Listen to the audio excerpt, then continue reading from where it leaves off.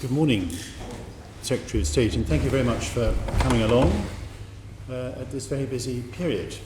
It's a public evidence session, as you know, and it's being televised, and we will send you a transcript in short order, and be grateful of any corrections to that transcript. And in view of the fact that we've got a lot of questions to pose to you, I wonder if you'd mind us going straight in, and perhaps you could give us your reaction to events of Saturday in Parliament. Well, I think it was disappointing in that the expectation was there would be a meaningful vote, and in the end that didn't happen. And the legislation had been predicated on requiring the government to come back with a deal. I think there were many that perhaps questioned whether the Prime Minister would be able to do so. I think he's achieved a huge amount in a very short period of time, and achieved a deal that addressed what was the central concern of Parliament in the meaningful votes, the preceding meaningful votes, which was the issue of the backstop. And by making those changes to the Northern Ireland Protocol, having a consent mechanism to address the democratic concerns that were with the previous arrangements, I think he achieved a huge amount in a very short period of time. I think the deal is a win, not just for the UK, but for the EU as well, who want to see the UK leave in a smooth and orderly way. And it was obviously frustrating, I think, for many of us on Saturday that we were not able to have the meaningful vote. We're going to probe many of those issues, of course, in greater detail. But I wonder if you could state clearly what happens next. There's a lot of press comment on what happens next, but it'd be good to hear it from the horse's mouth.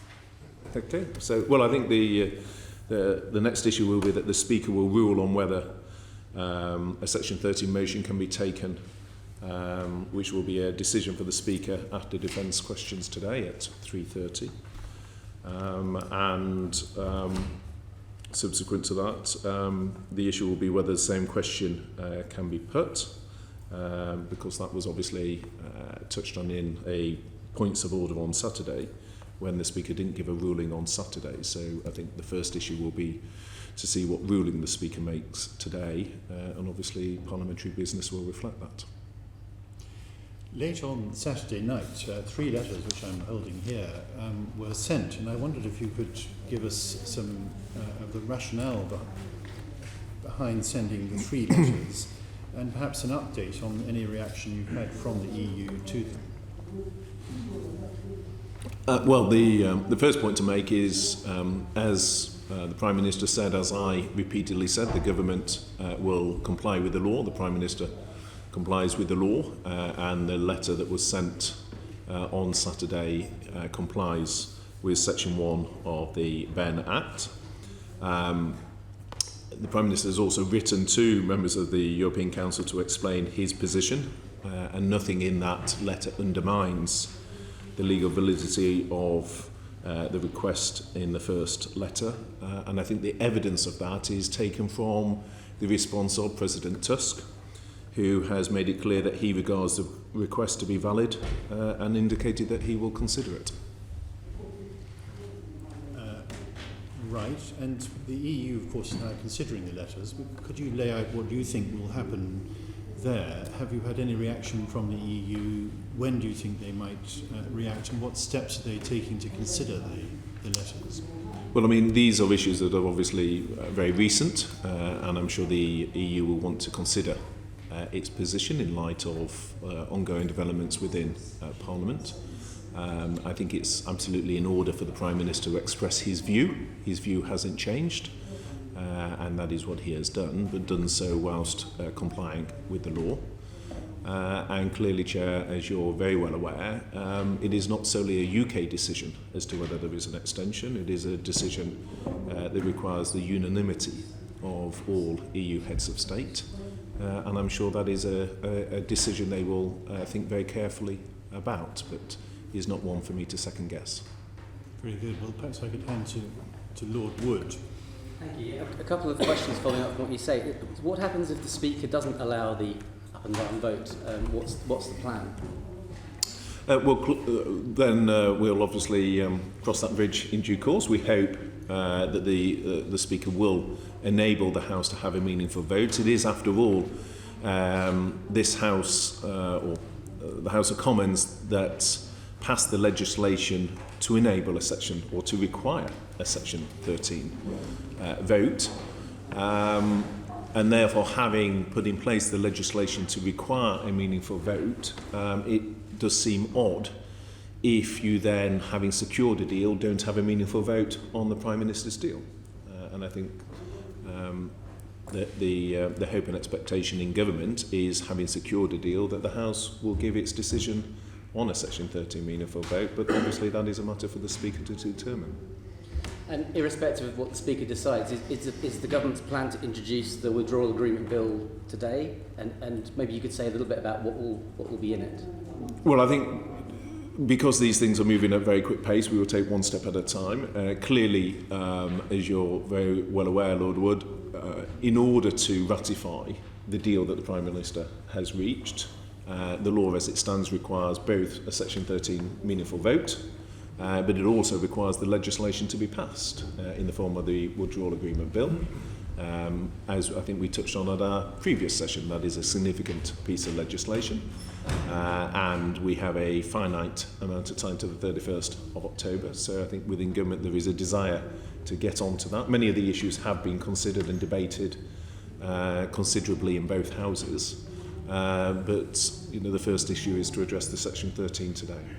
One last small question on this. So with regard to the process, it's been widely commented that the amount of time that Parliament will have is quite compressed given comparisons with previous major acts in the European field like Maastricht. Yes. Wonder what your thought is on that, and also what's the government's general approach to the problem that may well emerge that amendments to the withdrawal bill may conflict with the treaty signed in Brussels last week? Sure. So it is the case. I mean, it's a matter of fact that the Maastricht bill, which some colleagues around the table will be very familiar with, I think was introduced as a 3-clause bill, amended to 8 clauses, and took over 400 days of parliamentary sitting. So I'm sure many around the table remember that period extremely well. I think what we have seen from this House of Commons, in particular with the Cooper legislation and also the Burt legislation, is that it is a House that is willing to expedite business where it is seen to be in the interest of the House to do so. And I think there are many within Parliament that are concerned about the consequence of no deal. The Chair touched on in his opening remarks the fact that any extension would require the agreement of the EU, so there's no guarantee in respect of any extension. And therefore, having secured a good deal, a deal that addresses the central concern that Parliament had, and mindful of the fact that many of the issues are still to be are still issues for the future agreement. This is just the winding down provisions, and large parts of the withdrawal agreement have been accessible since last November and debated repeatedly in the House since last November. Then it is our expectation that the House can move quickly to implement that legislation. And if it's a conflict between the amended bill and the treaty? Well, I mean, we're committed as a government to leaving on the 31st of October. And as I say, that this House of Commons has moved quickly on other legislation. And I think it's also because the debate is so often through the prism of the UK, it is also just keeping stock of the fact that this has to be ratified in the European Parliament as well, not only in the UK Parliament. So we need to move in order to do that.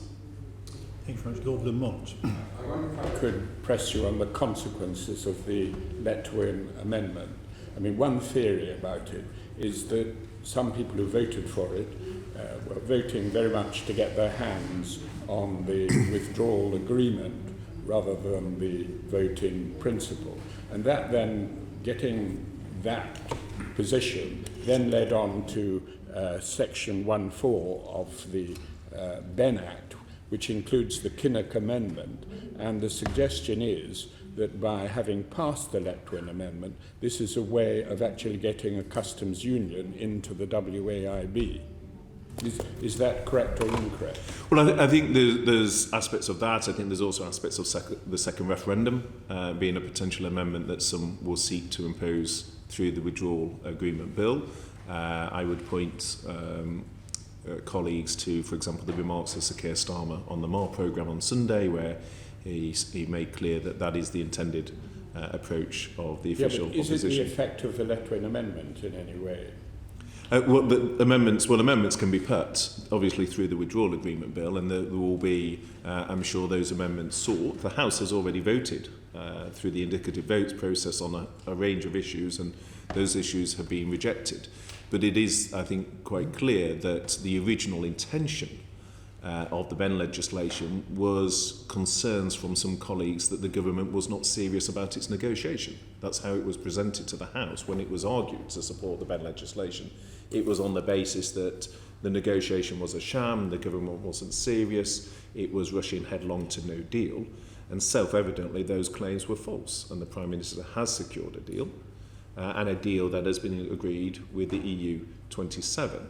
And what we saw through the Letwin Amendment was a moving of the goalposts from presenting the Ben legislation as being about a concern on no deal to then shifting it to saying, well, we won't have a meaningful vote anyway, we will still require an extension, because now the concern is less about no deal and more about wanting more time to scrutinise the withdrawal agreement bill. But how do you remove the Kinnock Amendment? Well, if you table, when the withdrawal agreement bill, it will be free for people to table amendments, and the Kinnock Amendment can be a part of that. But the point in terms of the Kinnock Amendment, it's worth remembering, is again, Stephen Kinnock voted against the deal 3 times. So his amendment is to put back Teresa's deal, the previous deal, but he previously voted against it 3 times. So again, it's a further indication of the concern I think many have, which is that some of these changes are less driven by a desire to amend the deal and more to stop Brexit entirely. And there's a question as to, certainly from the opposition's point of view, that is what they're seeking to do, particularly with the second referendum amendments. Thank you very much. We'll move to Lord Faulkner. Secretary of State, could I ask you how much thought you've given to the processes of the House of Lords in the passage of the bill? There's no question that this House, of course, rejecting it or passing amendments which are effectively killer amendments, but it is quite likely that there will be amendments that are carried in this House which will require the Commons to reconsider. Have you built that time into your timetable? Also bearing in mind that I suspect many of the members of this House won't feel as bound by the 31st of October timetable as the government is of the Commons. No, I mean, it's obviously a very valid point in terms of what time there is, but against that I would say we've already had 2 extensions. It's now more than 1,200 days, I think 1,214 or so days since the referendum. We have debated these issues at length in both houses. Their lordships have expedited legislation such as the Cooper legislation and the Ben legislation, and many of these issues have been debated at length in both houses. And as I said in response to Lord Wood, many of the issues around the withdrawal agreement have been debated at length. Now, it is the case that when we come away from the winding down arrangements onto the future arrangement, then I think there are some material issues in terms of what is the role of both houses, how that will be reflected in questions such as setting the mandate, what framework negotiators will be working to, how are the interests of the devolved assemblies captured within those future discussions, and so on. So I think there's a lot of material issues to be debated, but those are on the future trading arrangements.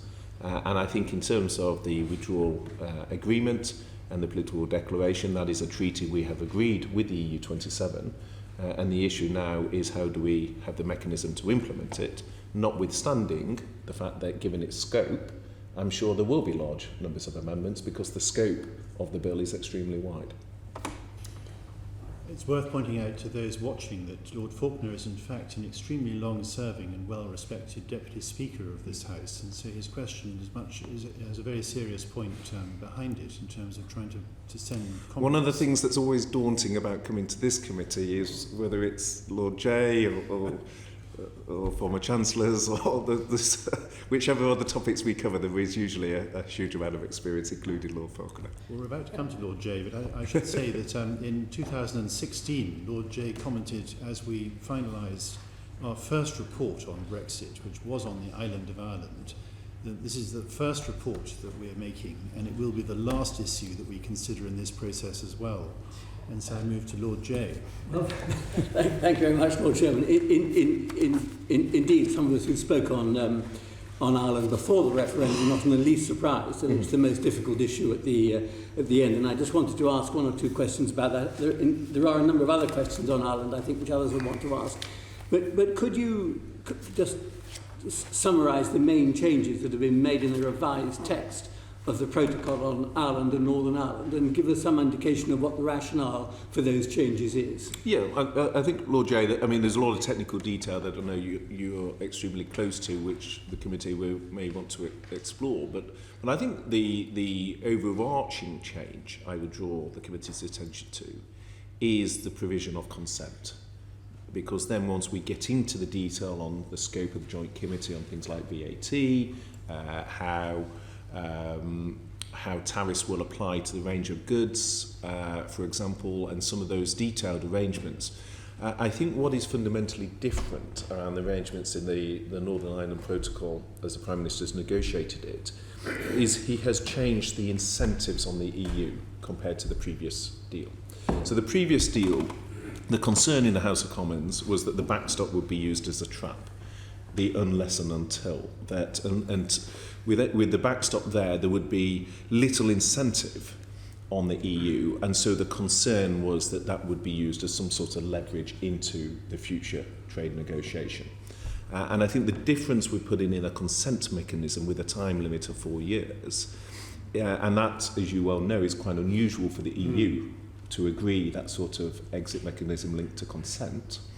What that does is, I think, is more than simply give the Northern Ireland Assembly a say 4 years hence. I think what it does, which is much more significant, as being largely underreported, is it creates a shared incentive to minimise any burdens and impacts, because the EU will know that the Northern Ireland Assembly will be voting on this, and so there will be an alignment on both sides to come to the most pragmatic and lowest friction outcomes.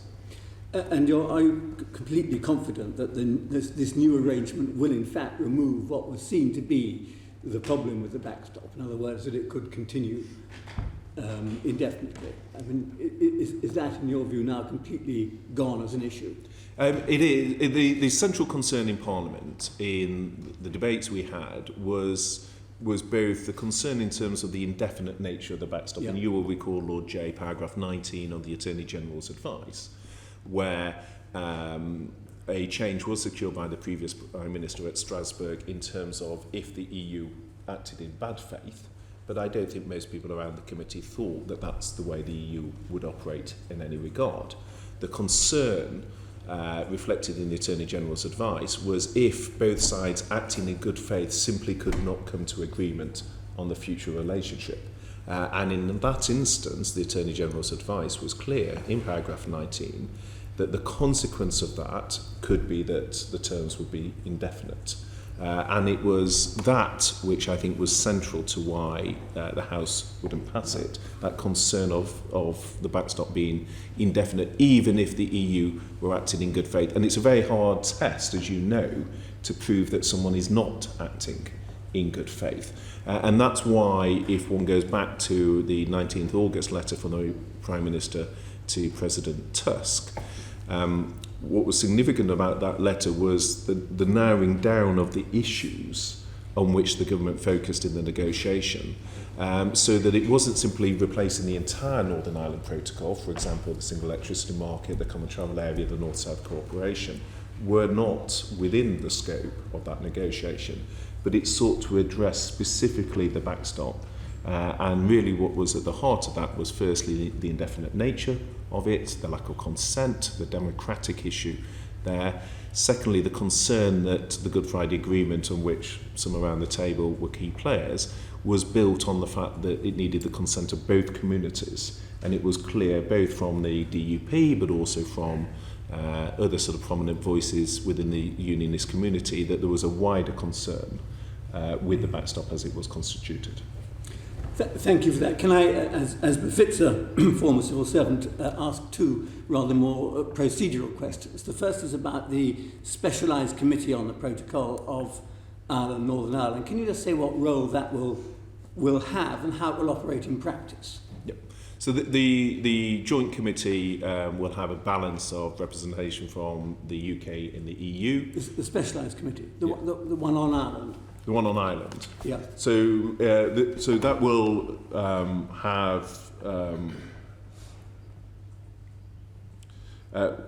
have membership from UK and EU. This is distinct from the arbitration panel that you're talking about. I'm talking about the one which is mentioned in Article 14 of the protocol, the specialised committee on issues related to the implementation of the protocol in Ireland, Northern Ireland, shall have. And then it says what do. So that is the committee will look at. So what that committee will do is look at several things. So, for example, it will look at the scope of products that would fall within the tariff schedule. So, for example, if you had goods coming from GB to Northern Ireland to be used solely in Northern Ireland, tariffs do not apply. So the example of that would be, for example, if you had a supermarket like Tesco that could show that the goods coming from GB are for those stores in Northern Ireland, and therefore no tariffs would apply because it's within the single customs area. Where the committee would want to look at things in more detail is if goods going into Northern Ireland were then going on to the EU, so they were perhaps going into products that were then there. So a good example perhaps of the differentiation would be goods going into a restaurant in Northern Ireland self-evidently are to be sold to customers of that restaurant. If, on the other hand, those same products are going into a ready meals factory, and that ready meals is then exporting those goods into the EU, principally Ireland in this instance, then those are the issues that the Joint Committee would give guidance on. The other area that committee would give guidance on is, for example, on issues like VAT. Where again there is a specific duty within the text for them to have consideration around the impact on Northern Ireland's place within the United Kingdom and in terms of VAT. So perhaps the best illustration of that is if one looks at VAT on sanitary products. That is an issue that the House of Commons has made clear that it wanted to remove VAT on. At the moment, generally speaking, the rule, as you know, within the EU is you can't go below 15%. Ireland actually has 0% on that, and therefore there would be scope not only to get rid of VAT on sanitary products, the tampon tax as it's usually referred to, within Great Britain, but you'd also be able to do so within Northern Ireland as well as part of that UK approach. So those would be the issues that the committee would look at. Jay moves to his final question. Can I just say one thing and then ask Baroness Hamweed that it's quite a technical and complex question about what the specialised committee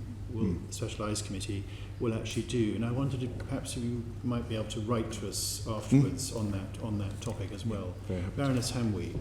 Yes, you said that it would be self-evident that products going to a restaurant will be used in that restaurant. Given the history in Ireland of what happens with purchases of fuel on one side and another of the border, is it not going to be perhaps less than self-evident?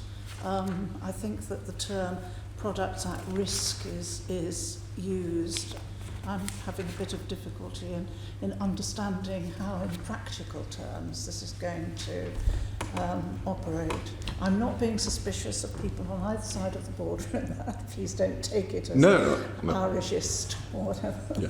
Well, I mean, and obviously there is smuggling today, even with the current arrangements. So now I was drawing a distinction between the areas where it will be clear-cut and the areas on which the Joint Committee will need to give guidance. So, for example, if one is looking at the tariff aspects of this, there will be certain areas, particularly for larger businesses, where it will be self-evident that the goods going from GB to Northern Ireland are for the purpose of the market in Northern Ireland. Hence my example with, say, a major supermarket, where their supply chains and their data will make that very clear. It will be a question for the committee to provide guidance on those areas, for example, where goods are components of a different product. And the question then is that product being sold in Northern Ireland or is it within the EU? So that's where the Joint Committee would need to look at that. So would some sort of inspection regime be in contemplation? Well, it will be for the Joint Committee to set out, but it's just the way this will work will be in terms of which are the products that carry risks. So if one takes a step back, 50% of the goods that come in from third countries have no tariffs on at all. So you've got 50% that are tariff-free. Generally speaking, anything below 3% in terms of a tariff is generally seen as not worth shifting supply chains for, because the burden on business it outweighs the benefit in terms of tariffs. So what the Joint Committee will do is segment in terms of which are the goods where there is a risk in terms of the single market. And what that is about is addressing the legitimate concerns that EU has, which is the integrity of the single market. So what is the sort of question for the committee will be which are the goods where there's a risk of that and which are the ones where it's clear cut there isn't a risk. Within the goods where there's a risk, is it clear they're being sold to the market in Northern Ireland or is there a leakage onwards? Is it goods that are going into components with others or not? And then proportionality-wise, there's exemptions in terms of, well, what is the size of business concerned? What is in practice the risk to the single market as a consequence? So there's going to have to be essentially a balance between, if you like, self-declaration and objectivity. Yes, but the point about this is this. I think I come back to the point I made earlier. In terms of the detail and the way the Joint Committee works, what's different about these arrangements is there's a strong interest for the EU to make this work in the most proportionate and pragmatic way, because it is subject to consent by the Northern Ireland Assembly at the end of 4 years. So if you had a system that was proving cumbersome to businesses, then clearly that would impact on the willingness of the Assembly to grant its consent. So in many instances, if you take supermarkets as an example, they already, within their business, track where the food goes. This is not an additional cost in terms of their ability to know what products are being sourced from where and where those products are going. Tesco has around 70 stores, I think it is, in the Republic of Ireland. So it already tracks what is going to one as opposed to the other. But the wider point, before one gets into all the detail on this, is that the EU will have an interest aligned with the UK when we get into that detail of minimising that impact on the businesses in Northern Ireland because of the consent mechanism that stands at the end of 4 years. Thank you. Very much. Could we... Just one final question. The withdrawal agreement also establishes a joint committee which can, as I understand it, propose changes to the withdrawal agreement. Now, what would be the parliamentary scrutiny involved for that? I mean, if the withdrawal agreement, if the joint committee proposes that there should be some changes in relation to Ireland or something else, does that come to the House of Commons, the House of Lords, in what form? What would be the parliamentary scrutiny? Well, firstly, the EU doesn't have a majority on that, so it's not that the EU can come along and make changes that will overrule. Secondly, with the arrangements that will apply to Northern Ireland, regardless of where they land, there will be a consent mechanism, which will mean that ultimately the Northern Ireland Assembly will be in control of those arrangements. But I'm not talking just about, as I understand the withdrawal agreement, the joint committee mentioning the withdrawal agreement can cover all aspects of the withdrawal agreement. I mean, it might decide to change any aspect of the withdrawal agreement, and if it does that, would that then come, in what form would that then come to Parliament? Well, one of the issues in terms of the withdrawal agreement bill is, and this will be part of the debate that people like Bill Cash have been having through the European Scrutiny Committee around changes more widely as to what scrutiny the House is, and without preempting the commitments that will be given as part of the passage of that bill. The risk to which you allude is one we're very aware of, that Parliament will want to scrutinise that and ensure that there is the right consent. That is something that I think colleagues around the table who know Mr Cash know he takes a very close interest in ensuring Parliament scrutinises. And through the passage of the bill, one of the issues that we will do is ensure that there are the right mechanisms in terms of parliamentary oversight for any changes that are done by the Joint Committee. The other mitigation about it through the Joint Committee as well is that it will be jointly chaired and chaired by a minister. So again, in terms of any decisions that the Joint Committee takes, there will be ministerial accountability for those decisions. Thank you. Thank you very much. Baroness Cootie. There will be businesses who, across the UK who trade with Ireland and Northern Ireland, and as well as those in Ireland who are looking at this, trying to work out practically what this means for them.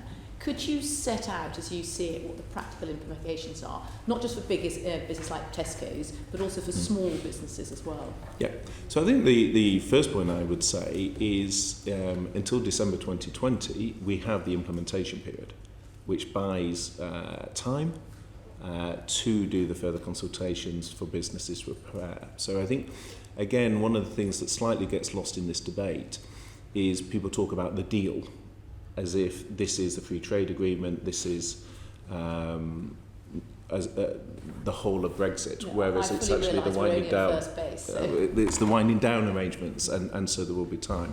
But I think what is more helpful about these arrangements is whereas the backstop was designed to fall away, it was an insurance, but was not then the future arrangements.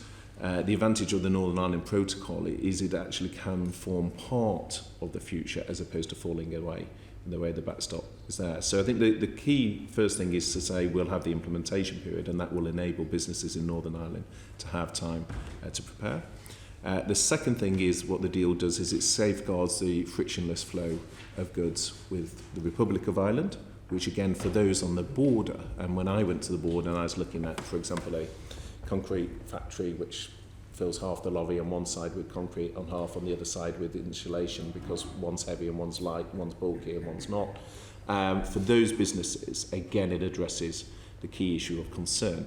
Then I think you come on to thirdly, probably what is at the heart of your question is, at the end of December 2020, what is the level of impact on business? And what do they actually have to do? I mean, do they have to register somewhere? Do they have to have special tracking devices that will be specified?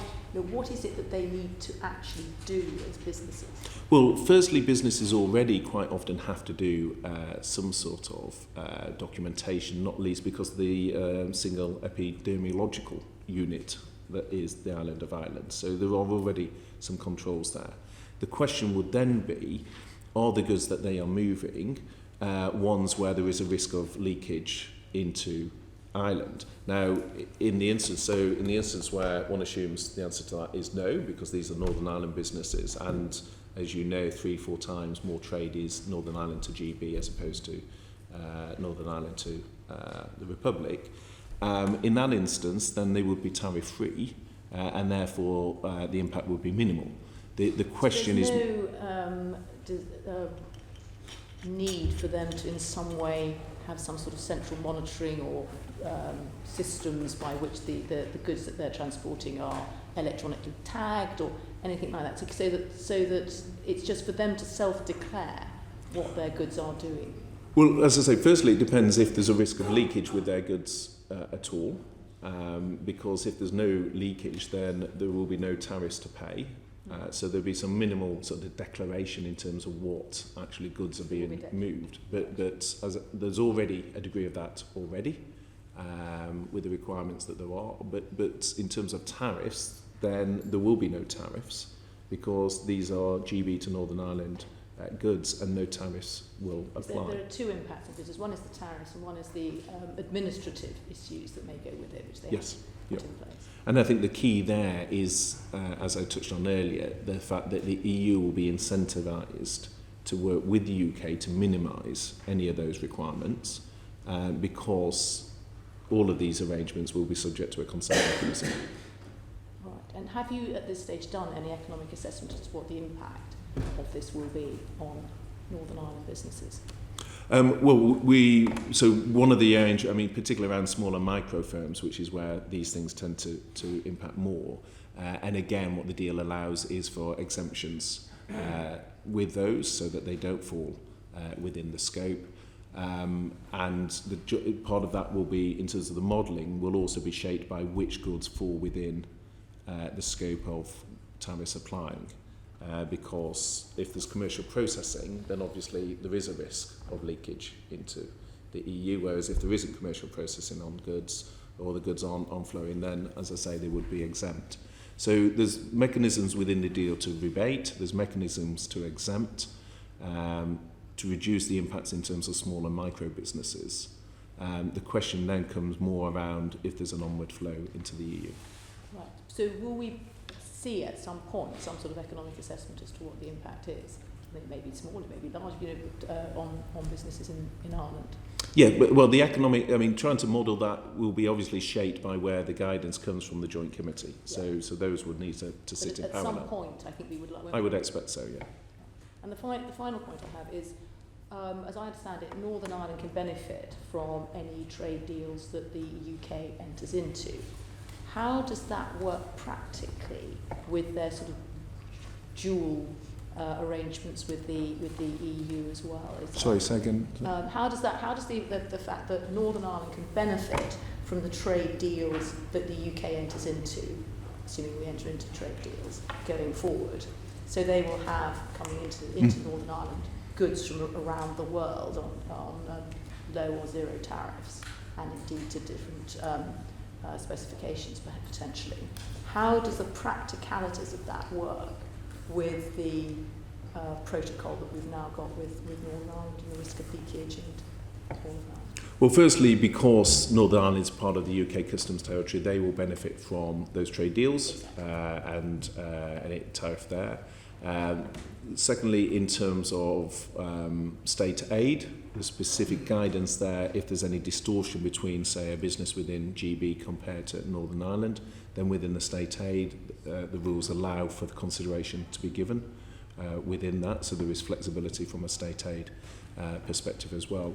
So the businesses in Northern Ireland will get the benefits of UK trade deals. Obviously, goods going into Northern Ireland will need to address any regulatory issues.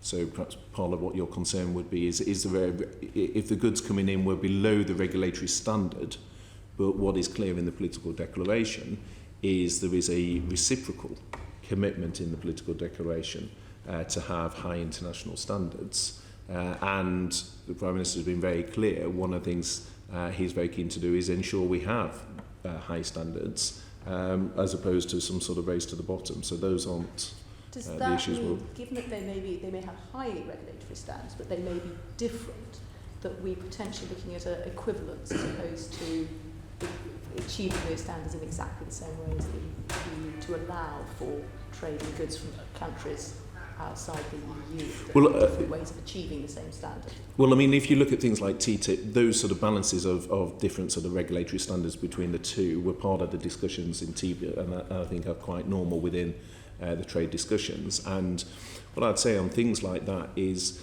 it's much more around what is the outcome of any level playing. That's the equivalence, yeah. Absolutely, rather than marching in lockstep. And so already in the political declaration there's a recognition of looking to observe high international standards. I think and we may get into debate around the shift from the withdrawal agreement into political declaration in terms of level playing field. But I think that's more from a UK point of view, is saying let's reflect the fact the aspiration is best in class free trade deal. Within free trade deals, if you look at CETA, it's quite normal to have level playing field commitments within those, but it should be the UK that designs those so they're bespoke to the UK market as opposed to necessarily designed for what the 27, 28 was where they're needed. But there is also, I think it is worth flagging, an interplay in terms of the state aid, because state aid specifically allows the UK government in terms of the decisions that are taken for state aid to take on board any disruption to Northern Ireland vis-à-vis the rest of the UK.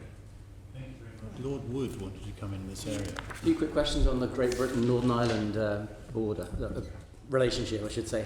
Will Northern Ireland businesses have to complete export declarations if they send goods to Great Britain under these arrangements? I do apologise. Look, I was just getting a note saying I've got a UQ to answer this afternoon, no. so I slightly... Well, forgive me, sorry, please. It's okay. Will, under your proposals, will Northern Ireland businesses that trade with Great Britain have to complete export declarations? If they're going... Well, if they're moving goods to Northern Ireland, they're not exporting... from Northern Ireland to Great Britain. From Northern Ireland to Great Britain, no, because we've said in terms of from Northern Ireland to GB that it will be frictionless. And so, no, there wouldn't be Even though exports. the Union Customs Code, I believe, says that when they leave the customs union, goods do have to complete these declarations. I would have to come back and write to you on that. Okay. My recollection was that there weren't requirements coming from Northern Ireland into GB on that. But And one other quick thing. In the event that we can't negotiate a free trade deal with the EU without paying tariffs, does that mean that tariffs will appear at the Great Britain-Northern Ireland border as well? No, I mean the whole point of being part of one customs union is that there are no tariffs between But, UK I mean, in the event and... of a free trade deal, imagine that we end up with a trade deal which we can't secure a no-tariff free trade deal with the EU. What will happen? Well, that, I mean, so the whole aspiration and what has been agreed as part of the deal is what we're aiming for is a zero tariff free, and that's what we're exactly aiming to deliver. Okay. Baroness Donaghy. Thank you, Chair. I'm back to VAT, although quite a lot of those areas have been covered. You've referred to the political declaration. I wonder if you'd like to expand a bit on the reference to VAT cooperation and combating VAT fraud. Have the Commission's concerns about VAT fraud being alleviated? So I think one of the big changes on VAT is if you look at the previous protocol, there was virtually no guidance on VAT.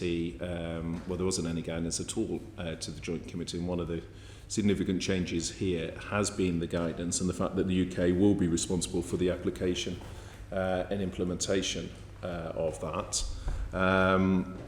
in terms of the provision of union law listed in Annex 3, while agreeing to discuss it in terms of the implementation with the Joint Committee. So I think there's been significant progress compared to where the previous protocol was, which had no guidance in terms of VAT, as opposed to what is in the current guidance, and particularly is the point that I was alluding to a moment ago, in terms of the requirement to take on board any impact between Northern Ireland and the rest of the UK. I just wanted to ask a general point about this, going back to the point made by Lord Faulkner, that it's this kind of detail which the House of Lords tends to get into in committees. I appreciate what you've said, Minister, about the other two bills that went through speedily. They tended to be more about process than the content of what will be a massively significant bill. So I'm wondering if there's been a realistic assessment about how long the Lords may need to do justice to this bill.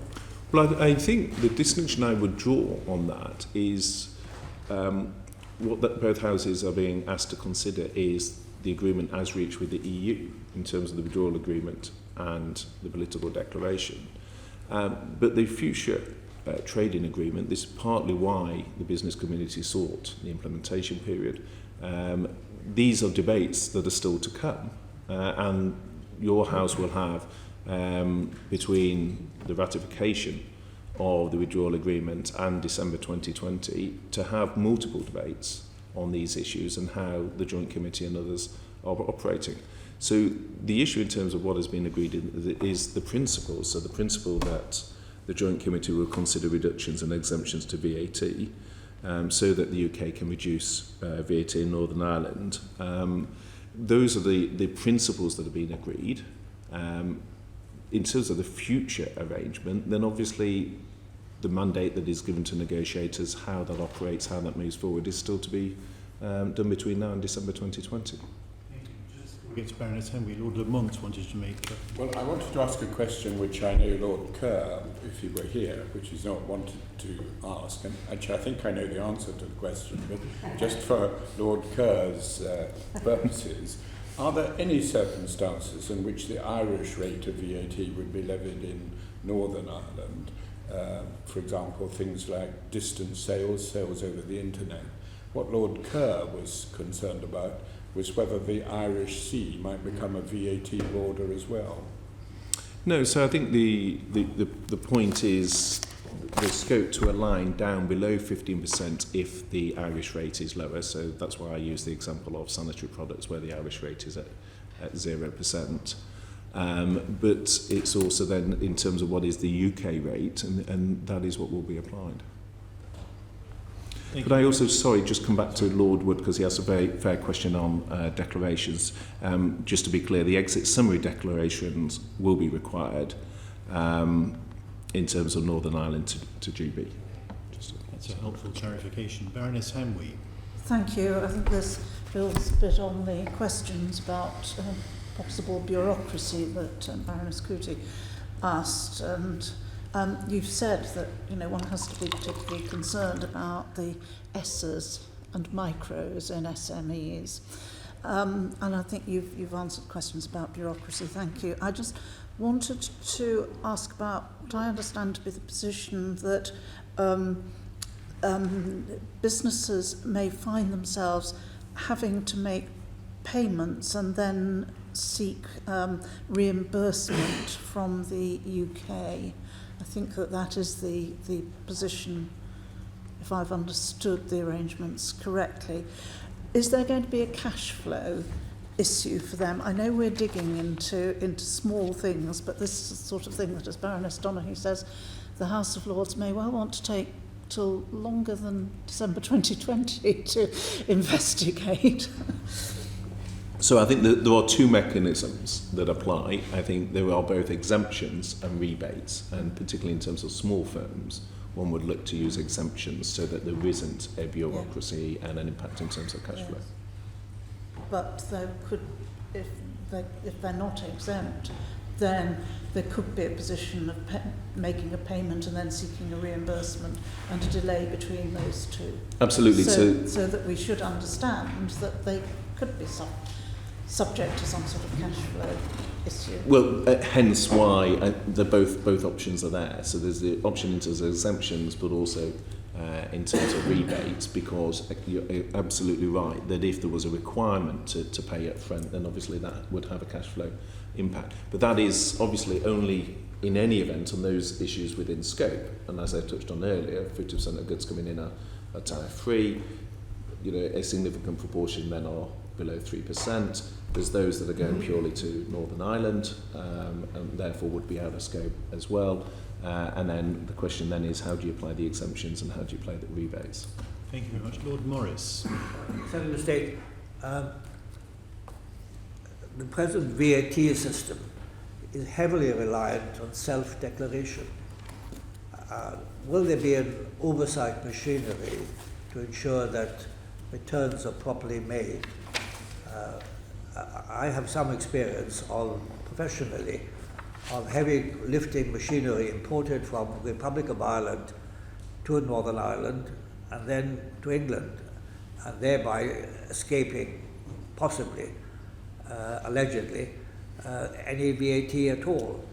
So the new arrangement is more complicated, and while generally VAT works and is a fairly easy way of raising money for the Exchequer, but coming back to Baroness Donaghy's question, are the Commission satisfied that fraud will be adequately and properly and fully dealt with in the new arrangement? Well, I think that's why the arrangements have been crafted as they are, because what's at the heart of your question is a very legitimate concern on the EU side as to whether you would have arbitrage where there were different rates, and that's why On the one hand, the VAT regime is administered by the UK in terms of VAT rates in Northern Ireland. There's scope to reduce them where that aligns with Ireland, such as on the sanitary products example. There's also scope for exemptions and flexibility where there is an issue in terms of the rest of the UK. So HMRC will have greater freedom in terms of how it then applies any exemptions. But the Joint Committee will review the terms of how this will apply as part of their remit. If there's a difference between the reduced rate in Northern Ireland and GB, is that what you're saying? How would that be policed, and would that be in the middle of the Irish Sea? So under the new protocol, the UK can apply a reduced VAT rate or exemptions to supply of goods taxable in Northern Ireland in order to align with where Ireland is, so that there is consistency in the island. And then from a state aid rule point of view, can also look at any distortions within the UK. Thank you for that. And we move to the final question set for the Irish issues to Lord Faulkner. Yeah, going back to the political stability in Northern Ireland as a result of recent events, can I ask you first whether you feel that the opposition of the unionist parties puts the sustainability of this agreement in jeopardy? And also, what does it do to the confidence and supply agreement in the House of Commons with the DUP for the rest of this Parliament? So I think the issue in terms of consent in Northern Ireland, the concern that the EU had, and I think others within Northern Ireland had, was with the principle that one body within the Northern Ireland Assembly would have power of veto. The question that has been raised is, does this amount to a change that should have the double consent mechanism? And the government's view is that these are reserved matters relating to international relations. These are issues in terms of our relationship with the EU, and therefore they're not within the scope of the Assembly under the terms of the Good Friday Agreement. These are reserved matters for Westminster. And therefore, given that Brexit is happening by a majority vote of the British public, 52-48 there, it is reasonable, we feel, to have a vote as set out in the unilateral declaration, which is by a majority of the Assembly members. And I think if not, you would in essence be giving a veto to one side or the other. Is it not the case, though, that certainly the DUP were under the impression that that is exactly what the Prime Minister had offered them before he went back to Brussels? Well, I mean, that was a concern that someone like, for example, Nigel Dodds raised in the Chamber based on the 2nd of October letter in terms of the third or fourth bullet of that, which talked of having a consent mechanism. What that letter was, in essence, the fourth part of that. What that letter was talking about was the fact that, going back to the conversation with Lord Jay earlier, the concern with the backstop was that rules would apply in Northern Ireland over which people in Northern Ireland didn't have a say. And therefore, the proposal around a regulatory zone was to address the concerns of the Irish government and the EU more widely in terms of regulatory alignment and having the flow of goods north-south. And when they used to talk about saying not wedded to the backstop but three tests, integrity, single market, Good Friday Agreement, and the third one being the all-Ireland economy and the impact there. And so the regulatory zone was addressing particularly that third point. But the point is that then opens up a democratic issue, which is it means regulation is applied without the consent of people in Northern Ireland. And so having a consent mechanism was the vehicle to address that. The question then is, do you do that in a way that gives a veto? And we don't think that's appropriate because these are reserved matters dealing with international relationships. They're not within the scope of what was seen as the Good Friday, of the Good Friday Agreement. And what happens if the Assembly never gets going? What's that? What happens if the Assembly never reconvenes properly? So what is set out in the unilateral declaration is, well, firstly, one of the impediments to the Assembly getting going has been the uncertainty around this issue. So one of the things that hopefully will unlock that is getting resolution on Brexit, because I think that has been an impediment. Secondly, in terms of getting the executive going, there are other aspects of this package which we've not touched on. So the New Deal for Northern Ireland, addressing the Prime Minister's desire to level up all parts of the United Kingdom. And again, that is something which we hope will be beneficial to all parts of the community in Northern Ireland and the challenges that there are there. If in the event that the Assembly isn't in place, what we have said is we will then have a mechanism to consult the Assembly members in any event. So there's a question, I mean, Assembly members are still being paid, even though, so there's a debate, is it sitting, not sitting, you know, in terms of that. But the unilateral declaration makes clear that we would then put in place an arrangement to ensure that we could get a decision from Assembly members. Thank you very much. Well, I'm sure we all would say after 1,000 days of the Assembly not sitting that it should get together as soon as possible. We move from Northern Ireland and Ireland to the political declaration, and I wonder if I could ask Lord Lamont to start here. Well, I have a couple of questions. The first one is about rules of origin. New paragraph 22 refers to appropriate and modern accompanying rules of origin. We all know what rules of origin are. I think the question is what is meant by appropriate and modern? What exactly have the government got in mind? Sorry, I was just trying to find the relevant. Well, on rules of origin, I mean, the protocol doesn't create any rules of origin requirements. It does provide that tariffs would apply where there is a risk that goods might move onto the EU by themselves as part of other goods. So it is something that the Joint Committee will agree the conditions under in terms of what the risk is. So part of it will be for the Joint Committee to assess whether there is a risk or not in terms of the rules of origin. But there will be rules of origin under a free trade agreement, surely.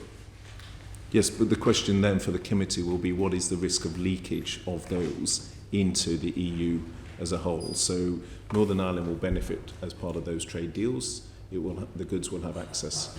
Yeah, but I'm not talking about Northern Ireland. Moved off Northern Ireland, we've arrived at the political declaration. Oh, sorry, I thought we were back because Lord Lamont was asking about Northern Ireland before. I was asking you about some paragraphs in the political declaration. Perhaps Lord Lamont, you could pose your question again.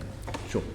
Yeah, I was referring to paragraph 22 of the political declaration, which, as I said, refers to appropriate and modern accompanying rules of origin. I wondered if that's all there was, or whether there was any thought as to what appropriate and modern meant. Well, I mean, this is part of the negotiation that is still to come, and will be part of the discussion that we have as part of that trade deal. Okay, so we don't, at this stage, really... We haven't defined that at this stage, things no. like thresholds, accumulation, we don't know. Not as yet, no. My second question was paragraph 77 of the political declaration, Yep. which talks about the playing field for open and fair competition. Could you just comment on the changes that have been made from the previous drafting? Because that, I think, is quite significant. So I think the key change there in paragraph 77 is that, firstly, there's commitment to high international standards, which is something the Prime Minister has always been clear on. And if one looks at, for example, the Queen's speech and the commitment on the environmental standards that is given with an independent body to oversee those, if you look at the areas where the UK already goes beyond the EU, whether it's on on parental leave, whether it's on maternity rights and so forth, the UK has a commitment to high standards. But those need to be part of the reflection of the level of access that comes in a future trade deal. There's always a trade-off between market access and regulatory commitments. And the key issue, I think, in terms of paragraph 77 is the word commensurate. It's saying that the commitments that are given will be commensurate with the scope and depth of the future relationship. So it makes a commitment to uphold common high standards, and that includes a specific reference to the Paris Agreement. That is reflective, as I say, of the wider government policy on things like the environment. But it should be commensurate with the level of access to the EU market. But isn't the key point here from the government's point of view that the change has been made as a sovereignty issue? It's having the freedom of choice. It's not indicating what it will do, but it says whether we go up or down, and the intention is to remain high. It is to have the choice. 100%. I mean, the whole point is the UK will have control. It's why I touched on earlier around the outcome that is sought. I mean, it is normal, as you well know, Lord Lamont, that in free trade agreements, international agreements, commitments are made in terms of regulation. But if I take you back to quite a well-known slide that Task Force 50 produced, what's called the staircase slide, Lord Jay knows the one I'm referring to, what that slide was driving at was the level of access is linked to the level of commitment. But as you correctly identified, the crux of that point is that we will have control over that as a sovereign country. Now, I think what has been somewhat misrepresented in some of the media comment over the last 48 hours has been the sense that because this has moved from the withdrawal agreement into a political declaration, it reflects a lessening of ambition. That is wrong.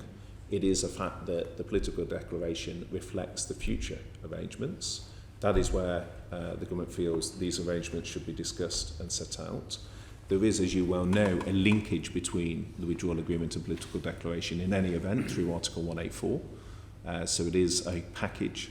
But what the political declaration makes clear is a commitment to high standards, but that those should be commensurate with the level of access that the UK secures in those negotiations that are still to come. Thank you. Lord Ricketts. Just following on from that for one question, when the committee has travelled in Europe, when others of us have had conversations in European capitals, we have found real concern that the government may be intending a lower regulation, super competitive economy as Singapore on Thames. That is in the minds of some of our European friends. And I suppose the fact that this large chunk of text has moved from the withdrawal agreement to para 77 of the political declaration may fuel those concerns, since it is then a sovereign British decision for the future. And I suppose what is high levels of commitment, is in the eye of the beholder. So what are you saying to European countries who do still have those concerns? Well, I'm saying, and I think some of that stems back, of all things, probably to the former Chancellor's interview in Build, where that sort of, there was a sense of that, and he then gave an interview in Le Monde that represented that position. But you're right, Lord Ricketts, there is sometimes that perception. So what I am pointing to is firstly, the UK goes beyond EU minimums in a whole range of areas. So maternity leave up to a year compared to 14 weeks in some countries being one example. Parental responsibility up to 18 as opposed to 8 in some countries. So there's differences already where the UK goes far beyond what the EU minimum is. Secondly, the Prime Minister made very clear in terms of his vision for the UK economy post-Brexit. It is to have a high-skill, well-regulated economy, but there's a difference between having a one-size-fits-all regulatory approach and a more bespoke approach. And if I give perhaps two examples, the UK has quite a distinct model on building societies. The UK has quite a distinct model with Lloyd's of London. So we can set regulation that is bespoke to those arrangements that is probably different to the way the EU as a whole would approach some of those financial services issues, because they don't have the same model of building society across Europe in the way that we do here. So the point is, and one can get onto Solvency II and the capital requirements, you can look at MiFID and the past requirements which don't shape future behaviour. The point is we can be more bespoke, but that is not about a race to the bottom. Okay. Just still on the political declaration, you have to take a fairly fine-tooth comb to find the changes in it from the previous version, but our eagle-eyed clerks have done that for us. And one or two other areas of difference, perhaps you might just expand a little bit. One is in dispute settlement, dispute resolution, paras 129, 132, I think, where there are changes, where, for example, the previous political declaration referred to dispute resolution mechanism, referring back to the arrangements that would be in the withdrawal agreement. Now there is rather more general, aspirational, less committing language about the form of dispute resolution mechanism, appropriate arrangements, provisions for expedient problem solving and so on. It seems more general. Could you give us the rationale for the redrafting of the dispute resolution mechanism? And I mean, it flows really from a criticism we used to get previously, which was that the political declaration was too wide in scope, and the criticism being that the UK had not been specific enough about what sort of future relationship it was seeking. And what the Prime Minister has been very clear on is the relationship the UK is seeking is a best-in-class free trade agreement. That is not simply a shorthand for CETA. That is saying where the EU has entered into deals with other countries, we take the best elements of that as a package, together with other areas such as close security cooperation. Now, what that then has enabled is for the text of the political declaration to be more precise in terms of areas like dispute resolution mechanisms compared to what it was before. And on continuing strategic dialogue, para 125 of the old agreement, the previous political declaration talked about dialogue between parties at summit, ministerial, technical and parliamentary level. All that is excised, and we now have dialogue at appropriate levels to provide strategic direction. Again, any rationale for that much more general formulation about future dialogue, which is presumably something we all want to see in many different ways? Yeah, I think the rationale there, and it's a similar one with the change, I think it's Power 99 on defence, from memory. Similarly, the change that's made on defence was, again, it flowed in that instance from the Richard Deal of Lord Guthrie concerns, is that there are a number of areas with the previous text where some of the parliamentary debate from one side or another sort of interpreted it in ways that was claimed to be binding. And what we've sought to do is say these are issues that will be debated by the House as we go through the implementation and look at the future trade agreement. And therefore there should be flexibility for us to do that as we move forward. And I think some of the things which we didn't feel, for example on defence cooperation being a similar one, that were binding on the UK, as you know, Lord Ricketts triggered a huge amount of concern, because people said, well, actually, you know, eminent voices such as Lord Guthrie said that actually on defence cooperation, it would be requiring the UK to do certain things. So I think it is right that these are issues that are dealt with in the next phase of discussions, and what will shape that will be also what role Parliament and both houses have in terms of the future negotiating mandate. Thank you. Many of us took issue with Sir Gibraltar and Lord Guthrie about those concerns. I'm with you on that, absolutely. Very quickly, because I know other colleagues have got other points to raise. One that has had less discussion and less airtime recently is the whole section of the political declaration on security and defence and foreign policy cooperation. I think it's essentially unchanged from the previous version. What has changed, though, is whereas the previous transition period was to have been 21 months if there had been the agreement in March, now it is not much more than a year, unless extended. And I wonder whether the government are at all confident that this massive, particularly the detailed security cooperation regimes, can be negotiated so there is not a cliff edge there at the end of the transition period. Yeah, and I think that sort of flows into the conversation more widely as to whether, given that the period of the implementation period has been reduced, to what extent is it deliverable by December 2020? I know people like Lord Macpherson have often voiced concerns in this sort of area.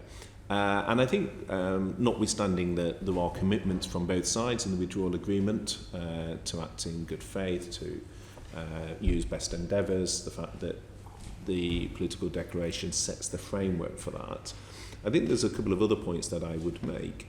I think, firstly, we start from a position of alignment. We start to take some of the security cooperation areas. On the European arrest warrant, the UK surrenders 8 times more people than the EU to the UK.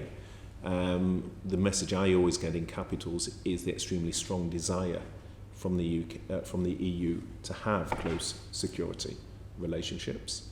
I think the contribution the UK makes through things like European Arrest Warrant or SIS2 is recognised very much on the continent. I think, if anything, there is perhaps a perception around the Galileo decision that was not necessarily the right direction of travel from the EU.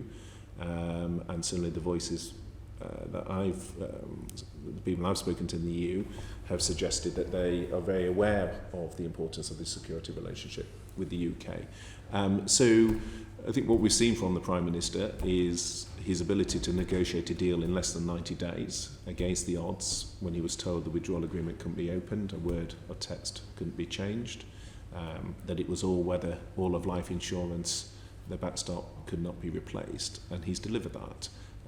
We now have a framework through the political declaration where perhaps one of the hardest bits to negotiate, the Northern Ireland Protocol, a huge amount of work has been done. There's still detail, clearly, in terms of the Joint Committee and work to be done, but that provides one of the most difficult issues where there's been clear progress.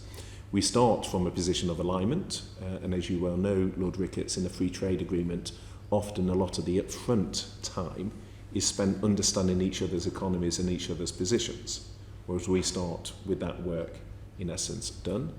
There's sometimes even just geographical issues. If you're flying negotiating teams back and forth to North America, there's a logistical issue. You tend to do a 6-week cycle. We'll be able to move much more quickly just because of the close geography. So we start from alignment. Geographically, we're much nearer. There is a shared will. There is a legal commitment in the withdrawal agreement to work at pace. And I think, therefore, against that backdrop, we can work to that timescale. And the Prime Minister has shown his ability to do so. Sounds to me as if there's a lot of work for the National Security Advisor to do on that. I'm seeing, Secretary of State, your head nodding. The difficulty is that the National Security Advisor is also the Cabinet Secretary. Yeah.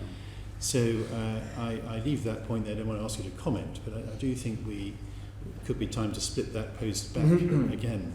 Before we come to Lord Teverson, who's got another line of inquiry, can I just ask a very brief intervention It's a very from brief Baroness one, Donoghue? Chairman. Thank you very much. It's back on the level playing field. Could the government live with an amendment which writes into the bill the whole issue about protections, worker protection, environmental standards, quality of goods? Well, I mean, there was, as part of the discussions between the relative front bench, quite a bit of discussion around workers' rights and protections, and I've covered already the intent of the government. The Prime Minister, in his statement yesterday, signalled, in terms of the withdrawal agreement bill, what's often in shorthand referred in the Commons to the Snell-Nandy amendment and some of the concerns that were raised by opposition MPs as to the government's openness to look at that constructively in the passage of the bill. So as part of the withdrawal agreement bill, I think there will be clearly discussion on what commitments are made on workers' rights. But the underlying intent is that we want to have high standards, and that is very much reflected in the package. So the government could live with a reasonable amendment on that area? Well, it's not for me. I mean, we will obviously look at each amendment in turn, and it will be for the House to make a decision on those. What I have signalled is in the withdrawal agreement and the political declaration, which are a package, there is a very clear commitment from the government to have high standards. But it is the case that those standards should be set by a UK sovereign parliament, and should focus on what are the best outcomes rather than simply marching in step with what the EU do in some sort of dynamic alignment. Thank you very much. Lord Teverson. Yes, Secretary of State, just perhaps I could just come back to a point that Lord Lamont made around rules of origin, just very, very briefly. If there's one thing I've got representations from in terms of manufacturing industry, particularly the motor industry, it was around rule of origin and the whole problem of the fact that you couldn't actually put together a motor car that had the right percentage. And so I think it's absolutely fundamental here, and I would suspect it's completely true in our largest manufacturing industry, which is food processing as well. So I think that whole area is just absolutely critical to the future. But I take an interest particularly in energy. Lord Duncan here in the House quite recently on a question that happened to be around an SI on gas, but when asked if we were still had a wish to be part of the internal energy market, replied positively on that. And of course our dependence as we move into a more renewable energy sector with interconnectors that help us to balance supply and demand, that's going to be increasingly important, and that doesn't seem to be completely in line with some other government statements. And rather than ask a supplementary question as well, perhaps I could also then come on to an allied matter, which is the EU agencies. In Prime Minister May's Lancaster House speech, she made a bid to remain an associate, I think it was described, member of the Medicines Agency, the Chemicals Agency and the Aviation Safety Agency. And I'd be very interested to understand whether those sort of wishes are now completely dead, given the much more less aligned, more distant relationship that we're likely to have.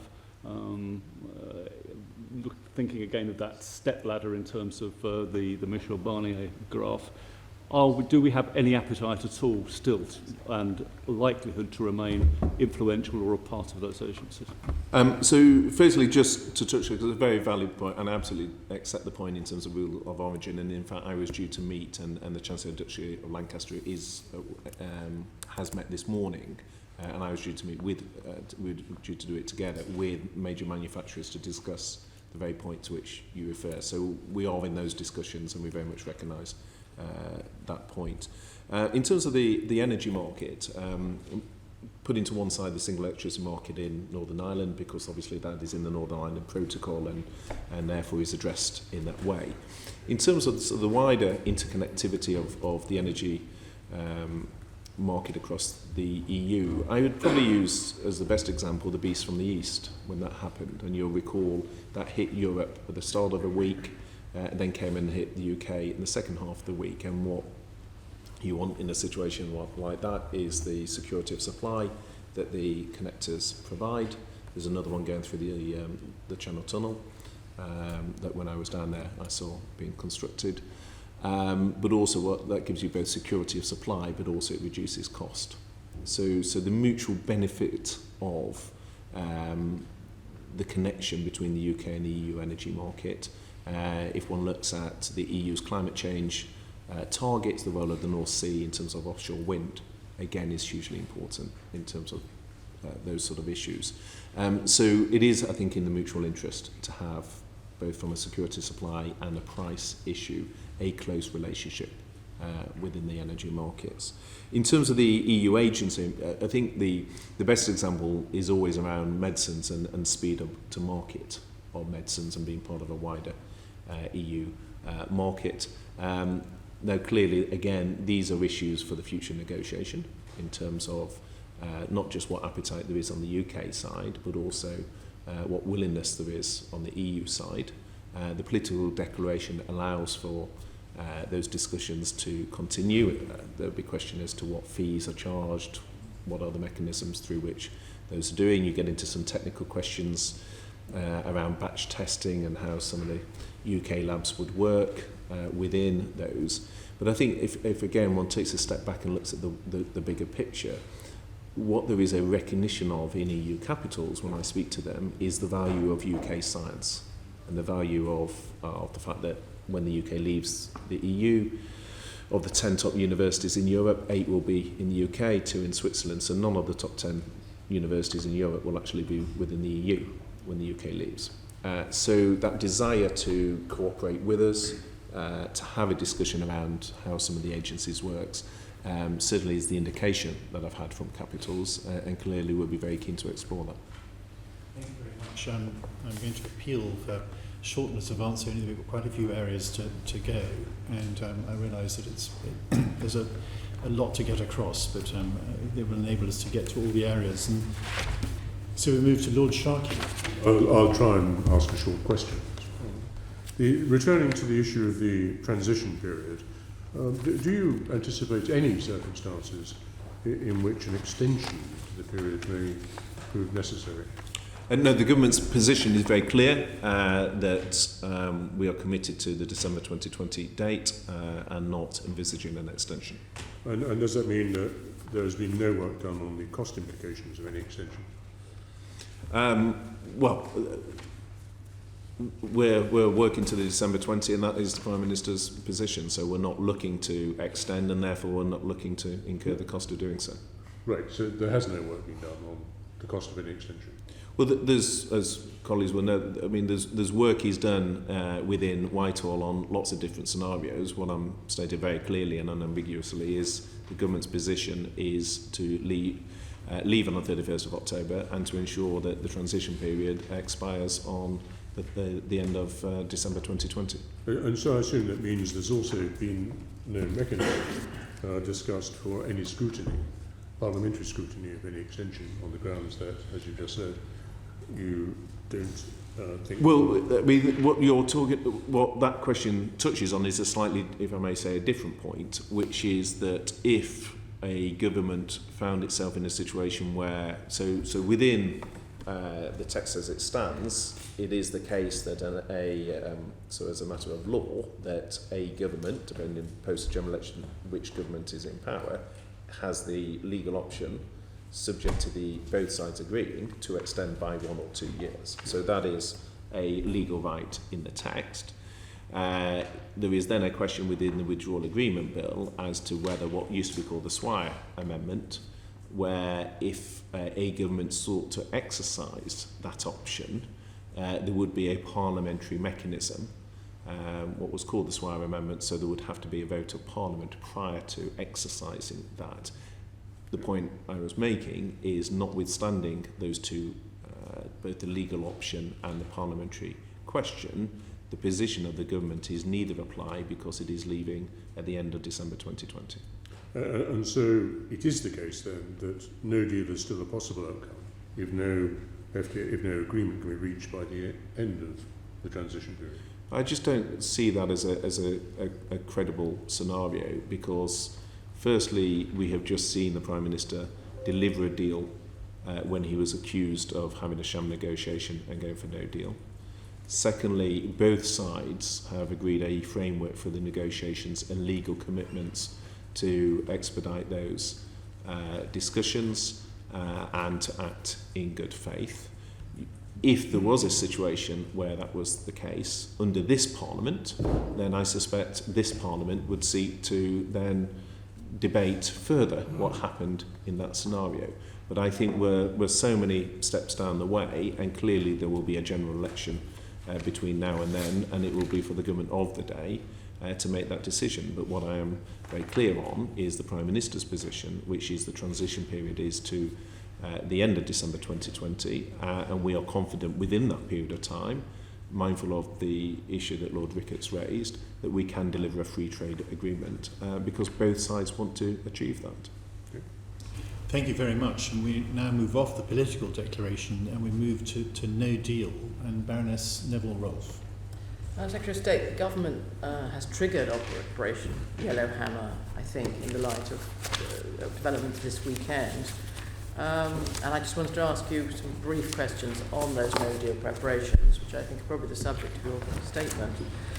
First, how likely is a no-deal outcome at this stage?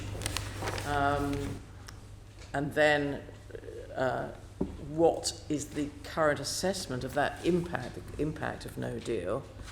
And then I just had a question on tariffs, but if you could answer on the prospects. Well, the risk of a no deal remains because, and that is why Yellowhammer has been triggered, and the Chancellor of Duchy of Lancaster is making a statement on that in the House today. And the reason for that is, and we touched on it earlier, that the EU 27 may not agree an extension, and the House has not today agreed a deal. And so that risk remains pertinent, and it is important we prepare for it. And the sort of assessment of the economic impact? Well, the government's always been clear that a no-deal outcome would be disruptive, But part of the reason we've had the Cabinet Subcommittee XO chaired by Michael Gove has been throughout the summer to prepare to mitigate that. Now there are limits to the level of mitigation that the Commission has been willing to reach. So, for example, I wrote to Misha Barnier in response to the Costa Amendment that the House passed, and the Commission's position was they were not willing to enter into a mini-deal on citizens' rights. Notwithstanding that, we've worked bilaterally with capitals in terms of representing the position of UK citizens within EU member states, and a huge amount of progress has been made. But there will be disruption. But again, when I speak, whether it's with the 84,000 in the Polish poultry section, who don't want to see delays, when it's the geographical, the GIs from Italy. Italy has 3 of the top GIs. There's over 3,000 GIs, European GIs. There's 88 UK ones. You know, there's a lot of reasons why the EU want to ensure the flow of goods through Calais and elsewhere, as at the port of Rotterdam, discussing with them the huge amount of work they have done to keep the flow of goods from ports like that. But clearly there is a risk of disruption, and that is why Yellowhammer has been triggered. Yeah. And I think we appreciate the work that you've done since we last spoke. And one of the things you've done is publish the revised tariff schedule. And I just wanted to ask what the rationale behind the changes were. I mean, they were quite limited, but perhaps you could explain why you made the changes. You didn't make further changes. So the changes were limited, and but reflective of some of the representations that we had received. I mean, the underlying rationale within the South's approach is there is a balance to be struck between protecting the producer and protecting the consumer. And the reason it was set at 87% to 13% in terms of value, so 8 to 7% being tariff-free, was because tariffs are a tax. They're an impact on the consumer, the impact on price, and therefore we want to be world leaders in free trade, and we want to reduce tariffs. But at the same time, as you well know, under the most favoured nation approach, one has to be consistent between the tariffs applied on the EU to those applied from the rest of the world. And there are certain sectors where clearly there is a distortion, particularly in agriculture, but also in the automobile section. So that's where the tariffs were calibrated in a particular way. And a good example, actually, if I take my own constituency, is around sugar. You know, and the trade-off between the UK sugar beet market and the EU sugar beet market compared to sugarcane and businesses like Tate and Lyle. And so the tariffs has been calibrated in a way that works for the UK market, but also protects in terms of price. And are the sort of businesses affected either in motor or in agriculture, which you mentioned? I mean, have you had reasonable feedback from the industries on the tariff schedule? Yeah, I mean, there's been a huge amount of consultation, as you would expect, on those. And ultimately, the best outcome is to have a trade deal. That's why we're focused on that. And ultimately, in the free trade agreement, to search for a deal that is zero tariff. Thank you. Thank you very much. Lord Morris is the chairman of our Justice Subcommittee, which has spent 3.5 years looking after citizens' rights in this area. Lord Morris. Secretary of State, I was in Spain when Parliament was recalled, and during the time I was there, I heard very real concerns from expats about pensions, healthcare, and bringing other family members back to this country. Can I have specific assurances on these issues of health, pensions, and bringing family members? Because there is a very deep and continuing concern among our expats there. So I actually met at our embassy in Madrid with expats there in order to have these precise conversations, and we spoke to part of the reason I travelled to so many member states was to exactly raise these issues on behalf of UK citizens. And you'll be aware the royal decree that the Spanish King put in place in terms of the rights of UK citizens and the reciprocal arrangements that they're very keen to enter into. So a huge amount of work has been done in terms of citizens included in Spain. It is the largest group of UK nationals in any other member states. But that has been done on a bilateral basis because the Commission hasn't been willing, and we pushed for this, but the Commission hasn't been willing, as the Costa Amendment asked for, to come to an arrangement on UK citizens across the EU as a whole. And if there is a no deal, there is concern that some of the 27 countries will not give the same assurances as we've given to EU nationals in this country. There is some variance, and we've got a breakdown by each country of what that is, and part of the work that excellent officials in our embassies across Europe has been doing is having those conversations. So it is the case, for example, that in certain countries the need to register is by the 31st of October as opposed to in the UK when it's December 2020. It is the case in some countries the driving licence isn't registered, whereas we will recognise the EU driving licences. Again, on healthcare, we've got the Department of Health has a fund in terms of any particular hardship cases. We've also put a fund in through the FCO and DEXU in terms of supporting groups should they have difficulty in working with some of the charities in those countries. Most countries have actually put in place, well, all countries have put in place arrangements, and a huge amount of progress has been made, but it is the case, you're absolutely right, that there is variance between different member states. So, for example, in France, there's a fee that is charged, whereas in the UK, the settlement scheme has no fee whatsoever. So there is variance, which is why it would have been better to have an approach that was EU-wide, but the Commission were not willing to do so.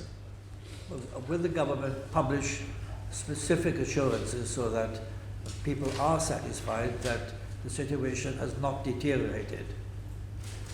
The situation for whom has not deteriorated? For UK nationals on these in very issues, do you intend to publish a document of some kind so that expats in these countries can be satisfied that their own position has not deteriorated? Well, we already have produced through our embassies, so all the embassies have been doing a huge amount communicating with our nationals in those countries as to what the arrangements are.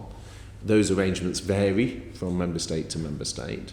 Now, clearly, the best way of safeguarding those citizens' rights is through securing a deal, but Parliament needs to vote for such a deal.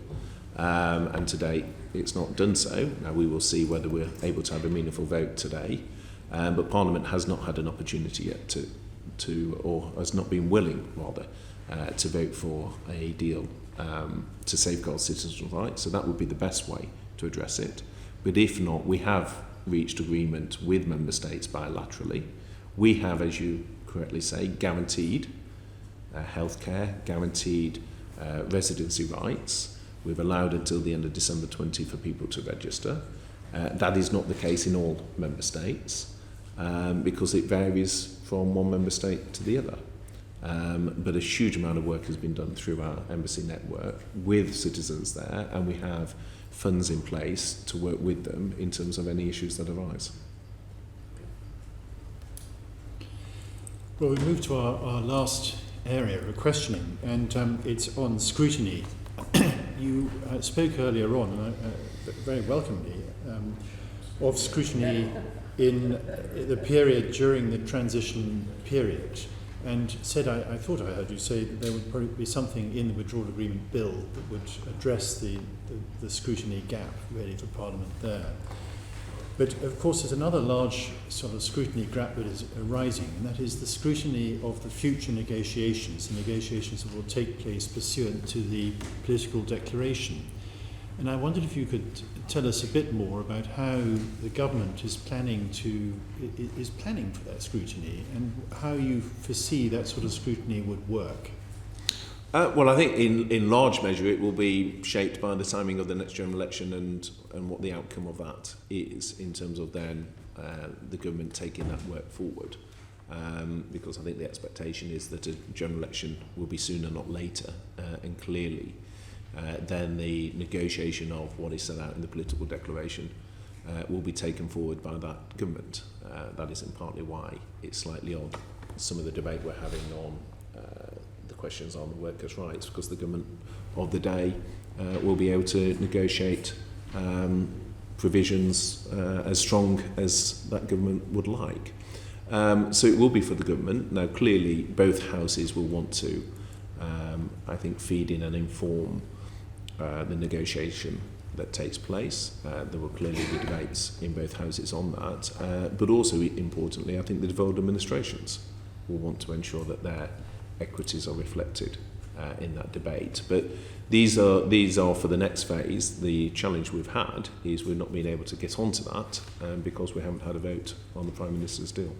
Just as a follow-up on that, the amount of time for the transition period is very small, during which these negotiations on the future arrangement are going to take place.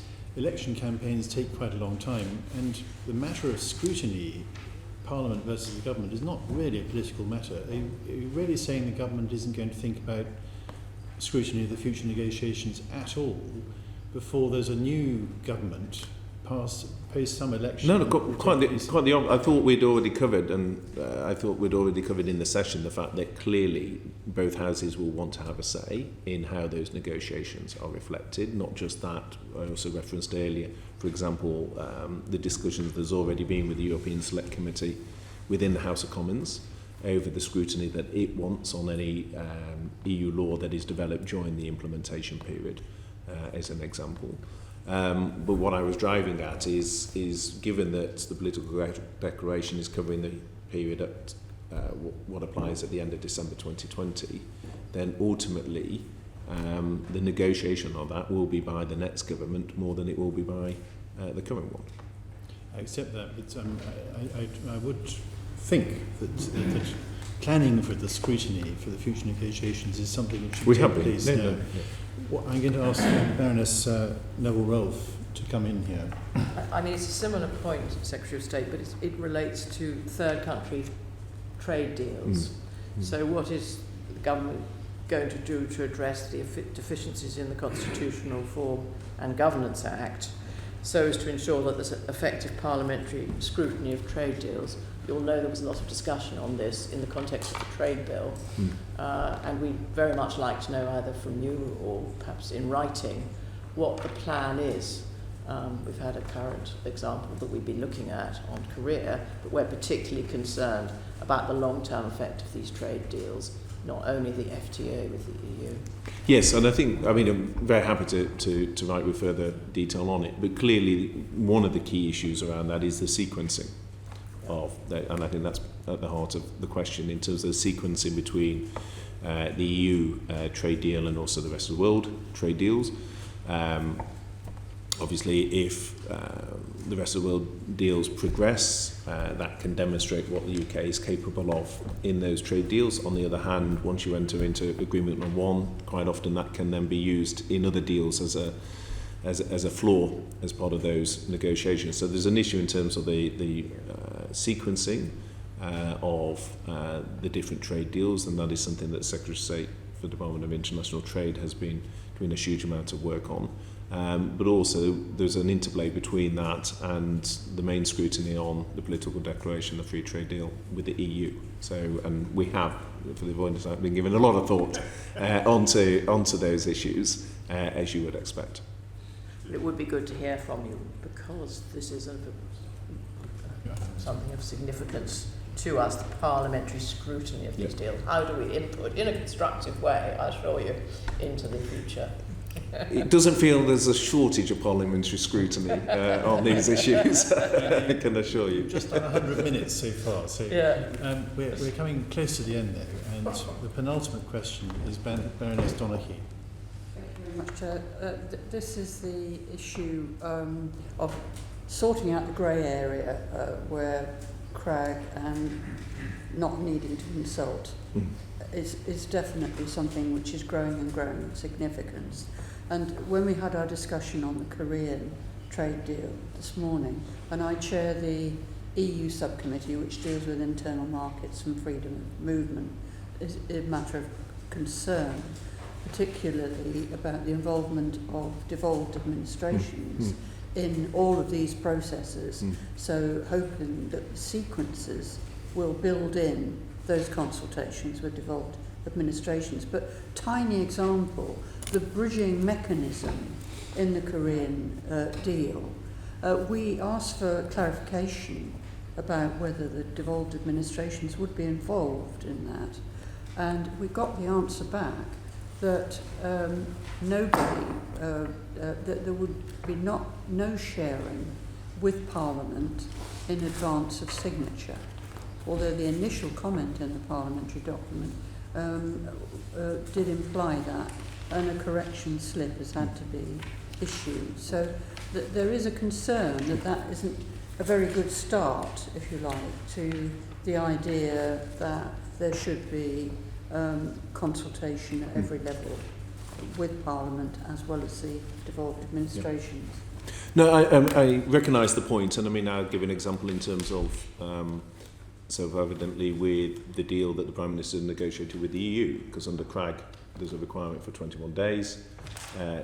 Self-evidently, that was agreed on the 17th of October, so one can see clearly the difficulty there is with 21 days from the, given that we leave on the 31st of October.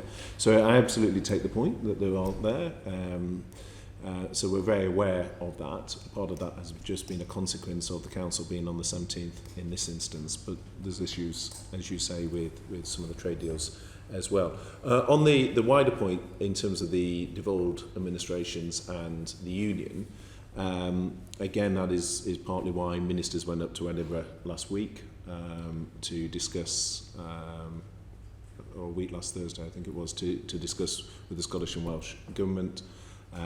It's why there's been a number of conversations with ministers there. One of the things, I think, at a previous session I signalled was that I had asked officials within my department to have a wider remit in terms of their conversations with the devolved administrations, because, to be frank, sometimes at the political level it's more difficult, but at an official level I think there's scope quite often for much more intense discussions, and so that was one of the clear messages I gave to senior officials within the department, to intensify those discussions at official level, which has been happening. But it is a very legitimate issue, and it is one that David Lidington, as Chancellor of Duchy of Lancaster in particular, did work on, to look at the role of the devolved administrations in decision making, and it is something that I know considerable thought is being given to more widely within Whitehall. Thank you very much. Our last question from Lord Teverson. Yes, just very briefly, Secretary of State. Devolved nations, fine, but the community almost most affected by Brexit is Gibraltar. And I'm interested to understand what their reaction was to the agreement, but also, more importantly, going ahead, how are they practically involved in this process? Well, they're very much on the front line. Yeah, so they're very much involved, and in particular, James Doddridge, who's Minister in the Department, liaising very closely with the Gibraltar government. Clearly, their issues are addressed specifically within the withdrawal agreement, as are the sovereign base areas, and as First Minister from the Department to go out and physically sort of see the sovereign base areas, which again hopefully reassures you in terms of the fact that these issues are being looked at seriously. Clearly, the best way of moving these issues forward is through the deal, which addresses, after very detailed conversations with the Spanish government and the Commission as a whole, the issues pertaining to Gibraltar. And for the future? In what respect? Well, how are they going to be involved in the future? In the same way. So I mean, I think from we'll be negotiating on their behalf, presumably, won't we, for the future? Indeed, and so through very close. I mean, but that's been ongoing throughout, and I think the Gibraltar government and the Chief Minister, if you recall, when there was the debate around the meaningful vote, was very clear in terms of his support for it. The fact that the issues from a Gibraltarian point of view were in the text of the withdrawal agreement, and there is a lot of contact with the Gibraltar government. I think, from memory, in my box last night there was a conversation between James and the relevant minister. Obviously they've had elections or having elections in Gibraltar. But that is an ongoing part of the discussion that we have, not least also with the Treasury as well, because the financial service industry has a big linkage in terms of Gibraltar. Thank you. That's very helpful all round, and thank you very much for 105 minutes in the witness box. And I'm sorry you've been left with a little bit of homework, and in particular, if I could just cite Lord Jay's point on the practical operation of the specialised committee in Northern Ireland. Yeah. Any help you could give on that would be much appreciated by us. Yeah. But thank you very much indeed. We hope to see you again, I'm afraid. And so can I bring the evidence session formally to a close? Yeah.